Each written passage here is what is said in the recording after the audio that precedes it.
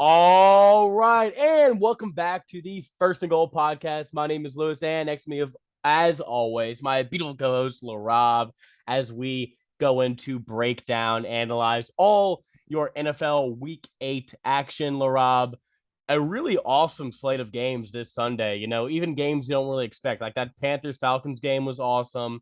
There were a lot of really good games. The Sunday night game, it was a good effort by the Packers, but I just think contrasted to last week, I was a much bigger fan of some of the football being played this week. What say Yeah, you? for sure, Lewis. Even with the Chiefs and Chargers on bye, still a lot of offensive explosions everywhere, Lewis.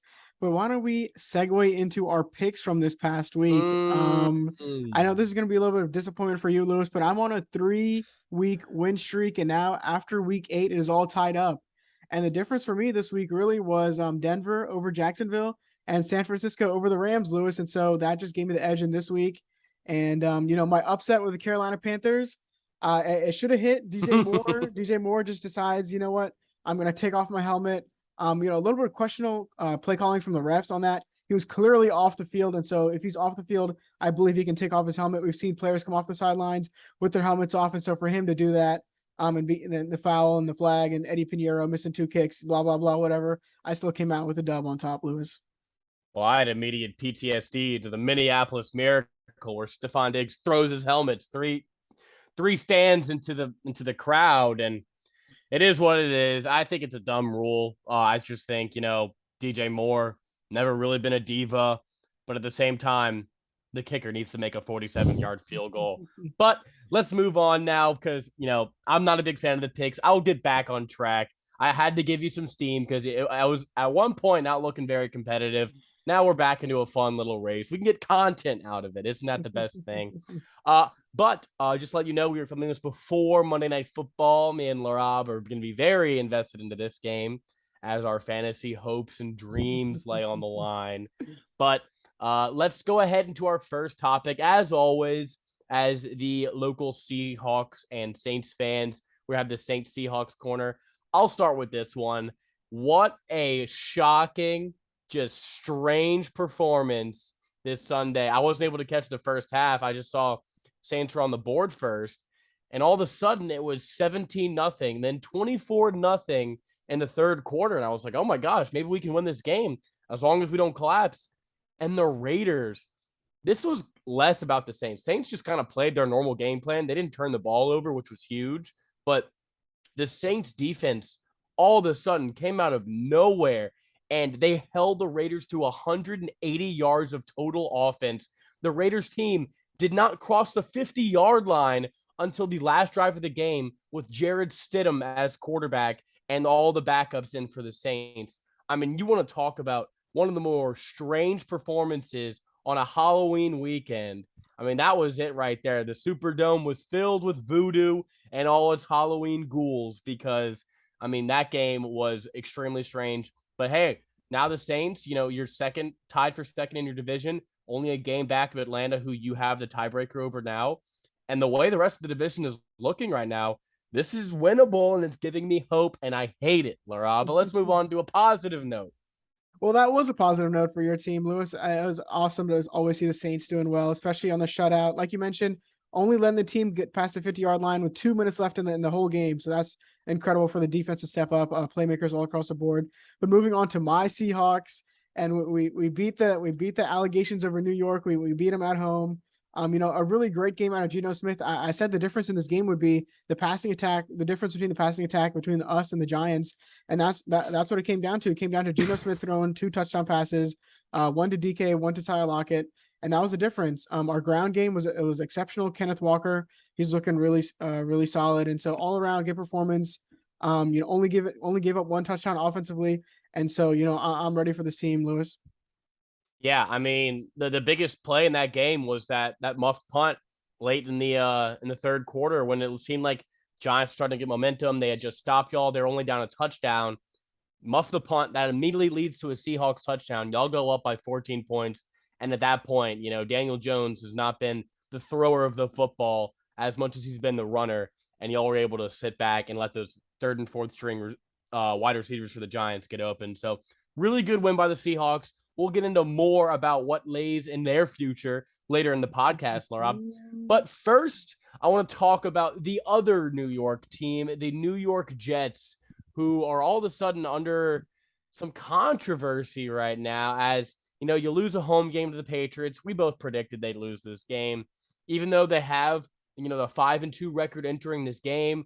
We just thought the Patriots, this is a game they win. It's just a matchup, but a really, really disappointing performance from their offense in general. There's questions of, wide receivers not enjoying it.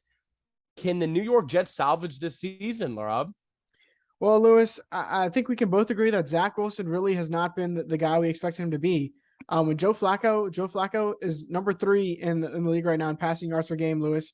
Meanwhile, Zach Wilson is clearly way behind that. Not saying that they put him back in, but I know how you feel. Please. I know how you feel about Bazooka Joe. But no, Lewis, it's been these costly mistakes. It's been these terrible turnovers. When your quarterback is trying to get out of the pocket and throw the ball away, it usually doesn't just fall into a defender's lap and turn into an interception, right? And he had a bunch of those plays over and over all game long. And so it's really disappointing to see, especially a team that's been playing really well. Garrett Wilson looked like he could be, he was in that race for Offensive Rookie of the Year.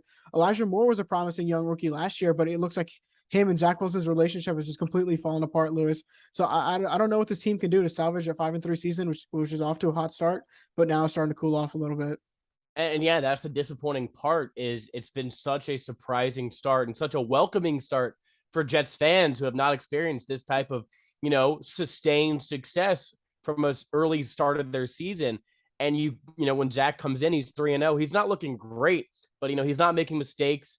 He's keeping in the games. But then you lose Breece Hall, you lose Elijah Vera Tucker, and I'm not going to put all the blame on Zach. This was an awful game, but it is the Patriots, and they make you see ghosts. I mean, it reminded me of a Sam Darnold game where you're just throwing the ball and it somehow is just there's 12 Patriots there almost. So great game plan by Bill Belichick. But at the end of the game, Rob, it was still a close game against the Patriots.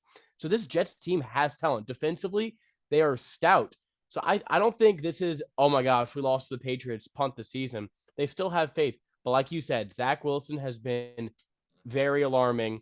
He has not looked good in any of these games so far. And for you to look at a guy like Joe Flacco and say, do we bring him back? That would be the worst decision for your franchise. What? So you can make the playoffs and then get waxed by the Chiefs and then destroy the confidence of your young quarterback who you're trying to build up, make your future franchise quarterback? These are the reps that you need to see whether or not you're going to keep investing in a future franchise quarterback. So we'll see what happens with the Jets next coming weeks. We'll see if these receivers can get on the same page. But, this is a good transition now because with Zach Wilson's recent struggles, Laraib, a lot of people have started to look back at this 2021 quarterback class that involved with the first pick. You had Trevor Lawrence. With the second pick, you had Trey Lance, Mac Jones, Justin Fields, Zach Wilson, and Davis Mills, and all that class. Last year, a lot of these guys showed some promise, showed some flash, but so far this season, they've all been pretty disappointing, Laraib. So if you had to give an early season report card, which of these quarterbacks would receive a highest grade? The highest grade, Lewis, I think it would have to go to Justin Fields. I know you might disagree. I really like Trevor Lawrence to start off the season, Lewis, but what we saw out of Justin Fields this last weekend and the weekend before that, on Monday Night Football against the Patriots, I think he's really come alive, Lewis. I know we dog on him for not being able to be like the best passer of the football, but his rushing ability and what he did against the Cowboys defense this past weekend, I think it was really, really awesome to see. And then, on Monday night against the Patriots, when that was Bill Belichick's game to become the second highest winning coach of all time, he goes down there, he goes up there to New England and he pulls out a win. And so I think he's been playing really well, Lewis. Mac Jones, there's a little bit of controversy surrounding him. Are they going to put him in there? Are they going to put Zappy in there? Davis Mills has been all right. Trey Lance, I think we give him a pass. And then Trevor Lawrence, like I mentioned, this past weekend, I was really, really disappointed in what I saw in that game against London, right? He was just missing open receivers.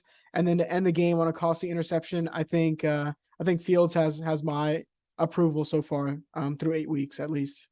I'm not going to disagree with you, Rob. I think saying Fields is the best of this class doesn't necessarily make it a good thing because he has not been good this season. Let me just say that he's had one really good game against a really good defense, which was almost like, where did that come from? And then he kind of fell back down to earth. He had a decent job against a good Cowboys defense this week, and Justin Fields, ever since Luke Getsy, the offensive coordinator for the Bears, opened up this playbook and started implementing designed runs and quarterback keeps, quarterback sweeps, and letting Justin Fields beat you with his legs, which he's seen a lot more comfortable than doing than running your traditional West Coast, stand in the pocket and just pick a defense apart, which Justin Fields is really not the quarterback for. He's a one-read quarterback and a one-play quarterback. That meaning if his first read is not open, he's going to take off and run.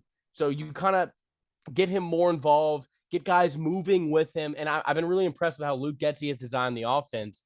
However, I'll say out of all these quarterbacks, none have really shown me I don't think we're going to have a 10-year starter out of any of these guys. I know that's a bit, hyperbolic to say right now, especially because they've all been super high picks, but Trevor Lawrence, all the talent is there. You get a new head coach, you get him some new weapons, and the first 3 games, he looked really good this season. But ever since then, it's just these awful turnovers, costly mistakes. Like you mentioned, the late interception that basically lost him the game against Denver. It's all these things just piling up to where it's hard to defend him based off his college resume, because that's what people are still doing at this point, because there's nothing in the NFL to prove that he's a consistent winning quarterback. And a guy, so I don't trust him.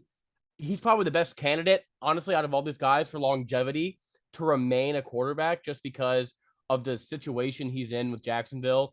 For them to give up on a prospect like him, I think they're going to give him as much time as possible until the very bitter end. But I don't know. I mean, maybe Mac Jones figures it out. He's been hurt, and yeah, he had a really bad game. He's been kind of bad all season, but maybe it's sophomore slump. We talked about kind of the awful situation he was placed in this season with no real offensive coordinator, awful weapons. They have Ramondre in a good running game, but that doesn't really help him out. So it's really hard to look at this class. I'll tell you who's been the worst. The worst is Zach Wilson so far. He hasn't had a good game. He has not had one good game. At least Davis Mills has had a few good games, but you can't say that for Zach Wilson so far in his NFL career. And the fact that all these Jets fans are still throwing so much praise onto him is kind of mind-boggling to me, Laraib. So I don't know. Out of all this class, it's been very disappointing so far, especially when you juxtapose that next to the 2020 class with, Burrow, Herbert, and Hurts and Tua, who are all playing amazing right now. So I don't know. Maybe this whole class was just a complete dud. Well, maybe, Lewis, it takes them into year 3, and that's when they really start getting stuff going. I know we give Mac Jones some sort of pass because he has no weapons, but you could argue the same thing for Justin Fields, right? Not too many weapons. It's really, you're looking at guys like Lawrence and Wilson who have guys like Garrett Wilson and Elijah Moore, who have guys like Christian Kirk and Zay Jones. Oh, wow. Marvin and Travis Etienne and guys like that. So at least some household names, at least some fantasy relevant guys. No, really none. No, when you think about it, those are all just names of random cleaning products I've never heard of. But let's be honest. Let's really look at the 2020 class, because when you look at those guys, look at the situations, at least offensively, they walked into. Herbert went into a situation with Austin Eckler, a top running back, Keenan Allen, Mike Williams, and just overall like really good weapons for him. Joe Burrow, the first year he had Tyler Boyd and T. Higgins, and then his next season he gets a guy like Jamar Chase. He has running back and Joe Mixon. Look at Tua. He gets Jalen Waddle, and then they get Tyreek Hill, and he's having his best season with these great weapons. Jalen Hurts, they bring in A.J. Brown, and now he's having his best season. And then, like you said, you mentioned you mentioned some names. I'm messing with you. Some of those names are legit, names, but none of them stack up to the guys that I just mentioned. Definitely for those previous quarterbacks. So it's kind of unfair, like I said, this early to say any of them should be out of the league based off their play. But in today's NFL, these crappy situations, unless 100% you have the guy, it's hard to put all the chips in and surround them with weapons. The Dolphins did that, and they didn't know Tua was the guy because they thought, oh, maybe we're getting Brady. But it turns out they still got the weapons. They're like, all right, well, let's see what Tua can do. And he's having an amazing season. So we'll see which of these franchises are truly committed to these guys this upcoming offseason when, maybe they'll get those weapons that they need. They'll invest in the offensive line, invest into a running back, into a better offensive coaching system to support these guys. But so far this season, no one is sticking out the way the previous class has stuck out. Yeah, that's for sure, Lewis. But let's move on. Speaking of some of these AFC teams, let's get into our AFC playoff race, Lewis. Just to start off, let me just quickly read off the current 7 teams. You have the Bills at the 1, Titans at the 2, Chiefs at the 3, Ravens at the 4, and then rounding out, you have the Jets, Dolphins, and Chargers. And pending the Cincinnati Bengals game tonight, they might move in, and then the Chargers would go out, Lewis. And so, what do you feel about the rest of the season for some of these AFC teams? I know the Jets, we've been talking about them a little bit. Herbert and the Chargers, we know he's been dealing with some injury and they've had some bad losses. And so how do you feel like this AFC playoff, situation could, end up? Realistically, Laraib, I see 8 to 9 teams who are vying for this towards the end of the season. I originally had 10. If you were to ask me before yesterday, I would have said 10. But then the Las Vegas Raiders game happened, and I have no idea what to make of that team. But looking at it now, you mentioned those 7 teams. I'm going to add the Bengals and the Patriots into that mix, into teams who can contend for those last few playoff spots. And the New York Jets, who are in there now, that seems like the team most likely to get bumped out by season's end the way they've been playing recently. And, some of these injuries to guys like Breece Hall, Elijah Vera Tucker are really going to hurt them in the long run. But helping the Jets out, they do not have that hard of a schedule remaining. So if they can just remain competitive, you only need, I feel like, can they get 5 more wins out of their remaining 9 games? I know that's a lot to ask for, but if they can, I think they make a playoff spot. But realistically, I think you have 2 don't think about it locks. That's the Bills and the Chiefs, right? And the Titans. The Titans are 98% there for me.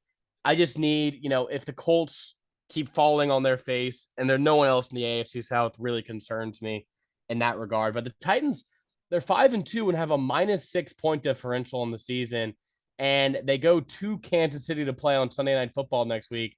So they might get walloped again on a primetime stage like they did, on that Monday Night Football game against the Bills a few weeks ago. So I'm not totally sold on this Titans team. They're just the best of the worst of the AFC South. But that's why I'm not all the way there on them yet. But they definitely do have the best case to make it from some of the other guys. AFC North, I think you're getting 2 playoff teams. I think the Ravens and the Bengals, those teams are just too good. I think they're finding a rhythm, even with Jamar Chase out for the Bengals. I think Joe Burrow has gotten to a point, he's fully healthy after the appendix surgery from the preseason, and he's starting to really get a rhythm with these guys. The offensive line, like I said, starting, get more reps with each other, starting to play a lot better, gel. You doubted me after week 2, but just trust the process. So I think those teams are a shoo-in. So it ultimately comes down to Miami, the Chargers, the Patriots, and the Jets for who you like. 2 out of those 4 teams. And I think you go with the Dolphins and the Chargers, in my opinion. The Chargers, it's hard to say that they're a lock. I think I trust the Patriots more as a franchise, as just the coaching staff in general, but the Chargers have that high-end talent that makes it seem like you really don't want to bet against them. So I'm curious, Laura, out of those last few wild cards, what is your thinking of how that's going to shake out? Well, I definitely agree with you, Lewis. I like the Dolphins to sneak in. Or not, I think the Dolphins could comfortably make it. I think the real case is going to be between the Chargers and the Patriots, Lewis. And I'm going to go in the opposite direction of you. Really? I love my boy Herbert. I love him to death, and I really hope they just tank for the rest of the season so they can get Sean Payton really. Sean Payton. So they can really free Justin Herbert, because that's what the allegations are. Free my boy Jay Herbo. I think the Patriots can sneak in. Just for this Chargers team, realistically, Mike Williams is going to be out for a couple of weeks. Keenan Allen's been battling injury all season long. We know Rashawn Slater's been out. He's going to be done for the rest of the season. I think J.C. Jackson might be done for the rest of the season. And so the injuries all across the board stacking up, Lewis. I think I can just trust the Patriots coaching more, the stability that they have, with the weapons. And I like them to eke in more than the Chargers. Well, let me give you the Chargers' remaining schedule. You have at Atlanta this week, at San Francisco, home for the Chiefs, at the Cardinals, at the Raiders, Dolphins, Titans, Colts, Rams, Broncos. So no easy stretch for the Cardinals or for the Chargers here. And, some of these road games like at the Chiefs, at the Dolphins, at the Titans late in the season, at the Rams, it's not really a road game. There might not be any fans there because that game is on New Year's Day. So good luck. But it's going to be a tough stretch for these Chargers going forward. So you look at the Patriots as the better bet. And I agree with you. After going back and forth in these two, I think the best bet is the Patriots. But if you were telling me to bet on a quarterback, there's no way in hell that I'm taking Mac or Zappy over Herbert, especially this season. So, but yeah, the AFC playoff race is very interesting to look at. And are there any teams that we didn't mention that if you had to bet on could maybe sneak in? If I had to, I think I would pick the Denver Broncos, Lewis. Broncos country, let's ride.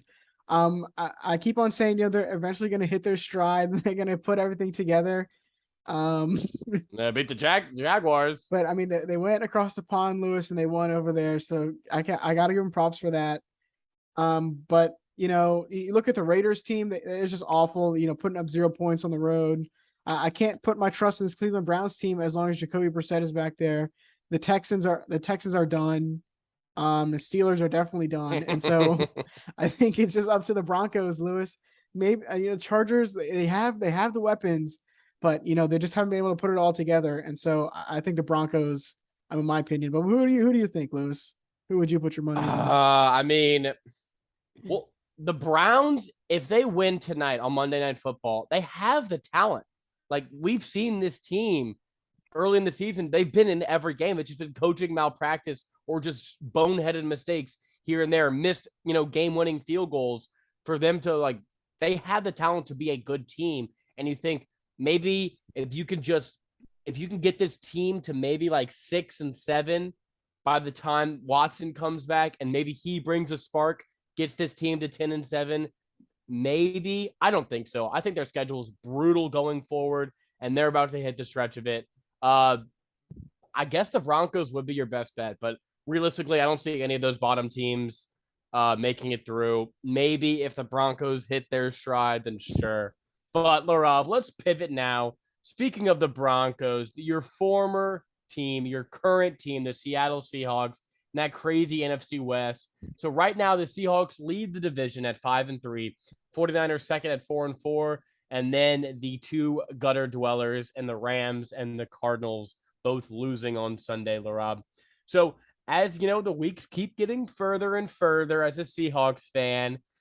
Is there a building confidence maybe we can win this division? Or do you look right behind your shoulder and see the 49er juggernaut standing there and think, all right, well, I'll settle for a playoff berth? Well, it's difficult to say, Lewis. We definitely are looking behind our shoulder because, you saw what Christian McCaffrey did after a full week of practice for this 49ers team.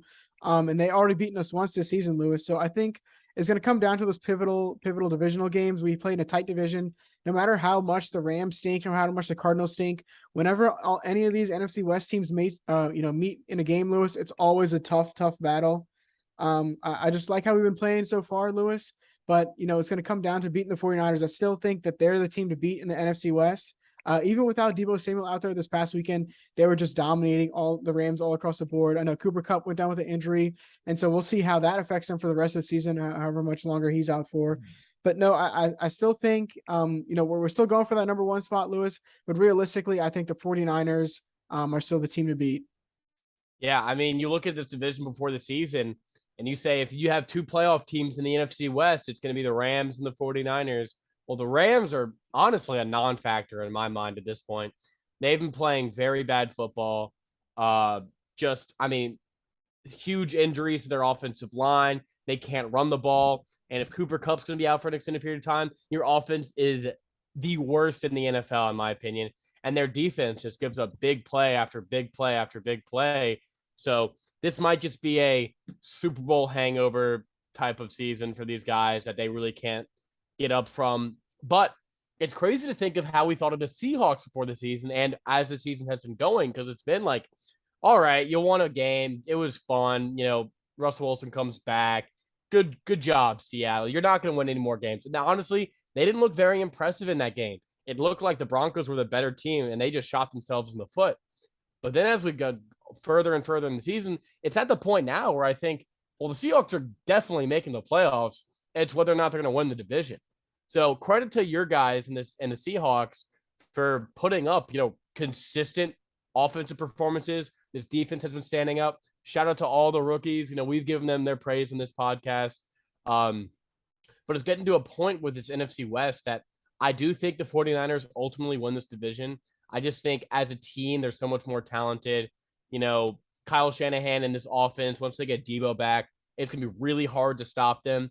Even though I don't believe in Jimmy Garoppolo as your championship winning quarterback, if you give him arguably the best receiver, arguably the best running back, and arguably the best tight end in football, it's going to be pretty hard to mess up when you have that, war chest of weapons around you. So, this 49ers team, and a great defense as well. They just got after Matthew Stafford last week. So, and it's hard to erase that week 2 game when y'all did play. It was in San Francisco, but it was an awful game for your Seahawks. So we'll see what happens going forward. I think 2 teams will represent the NFC West. I think that's going to be the Seahawks and the 49ers. Yeah, Lewis, for sure. And Geno Smith, you have to talk about how well he's been playing with his 13 touchdowns and only 3 interceptions. And so as long as he keeps a clean streak going, Lewis, I thought DK Metcalf would be questionable for this game, but he still went out there and played. And so as long as all our guys are healthy, as long as all our guys are out there healthy, Pete Carroll's, keeping everybody fired up and the spirits are high over there, our team will just keep on rolling.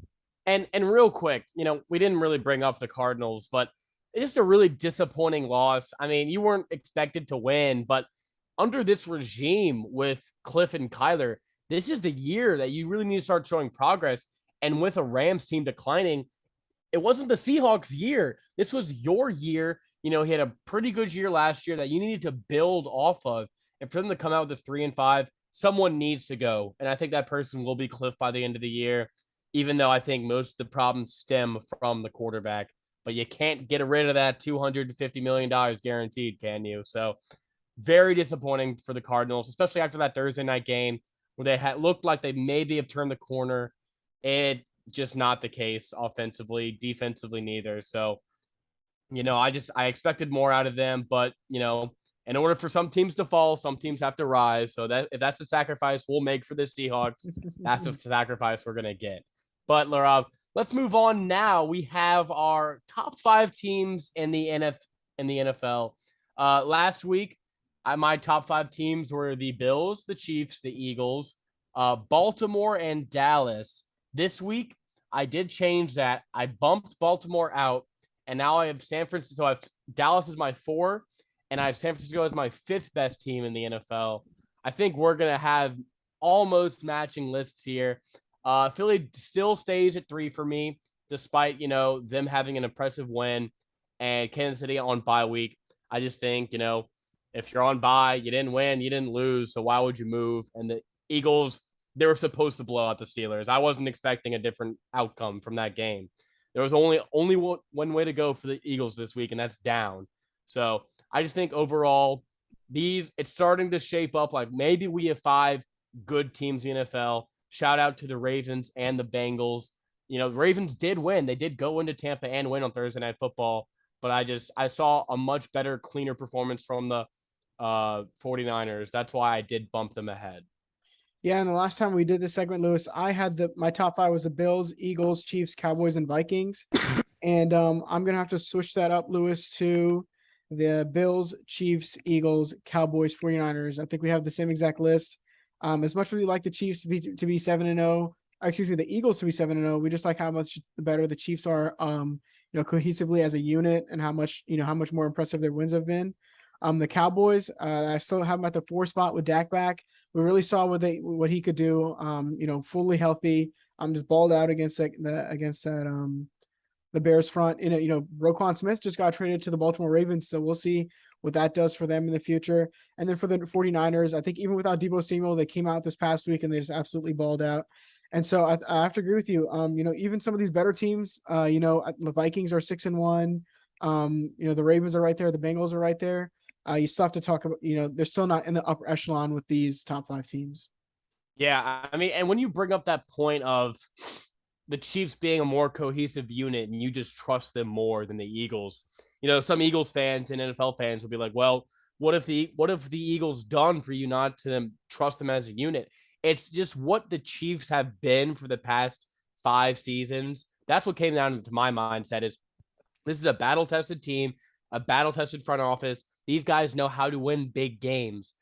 From this Eagles team, the last really big game they played was last year's wild card round against the Tampa Bay Buccaneers, in which they got steamrolled. So I need to see this Eagles team really, just play a really big game and win. Now, they did beat the Cowboys with Cooper Rush, and they did beat the Vikings on a Monday Night Football game, and they really don't have any other tests this season besides at Dallas and whatever you think of the Giants. Sure, they still play the Giants 2 more times, but not really any other big challenges for this Eagles team. They play the Texans this week. So if they can, obviously, if they finish the season 17-0, by the end of that podcast, they will be my number 1 team. But I don't anticipate that, even though this team will finish with a very good record by the end of the year, Laraib.